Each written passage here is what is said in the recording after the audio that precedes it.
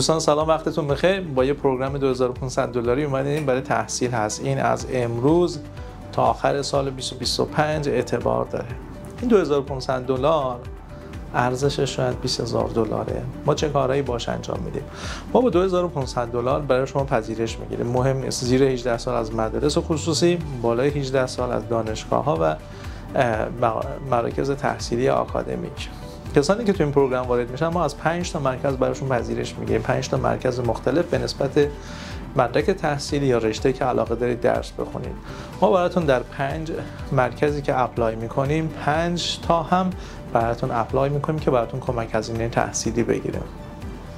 با این $2500 هزینه $350 هوملند سکیوریتی و هزینه $185 سفارت هم باهاش میدیم. یعنی تا اینجا این دوتا هم از این $2500 محاسبه شده. هیچ پول دیگه شما پرداخت نمی کنید. تمام مکاتباتتون رو ما انجام میدیم. رزومتون رو ما ادیت میکنیم. کمکتون میکنیم SOP مناسبی بنویسین.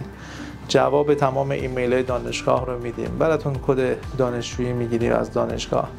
اگر امتحان یا تستی نیاز هست همه رو ما انجام میدیم و بهتون کمک میکنیم. اگر مصاحبه دارید اون مصاحبه رو خوب انجام بدید. 5 ساعت جلسه توجیهی داریم با یک فرد نیتیو جهت مصاحبتون در سفارت امریکا. برنامه‌ریزی سفارت هم ما انجام میدیم. یعنی ما $2500 که قرارداد می‌بندیم هیچ هزینه دیگه شما نمیدید. هزینه 5 تا اپلیکیشن دانشگاه هم با ما هستش. این پروگرام بهتون کمک میکنه کسانی که تمایل دارن بیان امریکا درس بخونن، دوست دارن یک جایی 0 تا 100 رو بهشون کمک کنه، دوست دارن هر وقت که ویزاشون شد و آمدن اینجا در انتخاب واحد، انتخاب محل زندگی یا خوابگاه دانشجویی، گرفتن بیمه، ادامه تحصیل در مقطع بعدی کمک بشن، کار دانشجویی نیاز هست کمک بشن. ما همه رو با همین $2500 انجام میدیم. قبل از ویزا و تا 1 سال بعد از ویزا هم ما بهتون مشورت رایگان خواهیم داد. تو این پروگرام ما از الان تا آخر 2025 انجام میدیم.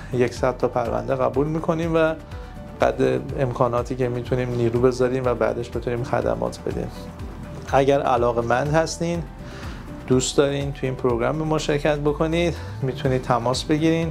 مدارک براتون میفرستیم. مدارک اولیه رو برامون میفرستید، ما بررسی میکنیم. اگر تصمیم بر این بود که ما انجام بدیم بهتون اطلاع میدیم. یه فیلتر کوچیکی میکنیم که افرادی تو این پروگرام بیان که ما واقعا بتونیم بهشون خدمات خوبی ارائه بدیم. امیدوارم از این پروگرام ما راضی باشین. وقت همگی بخیر. خدا نگهدار.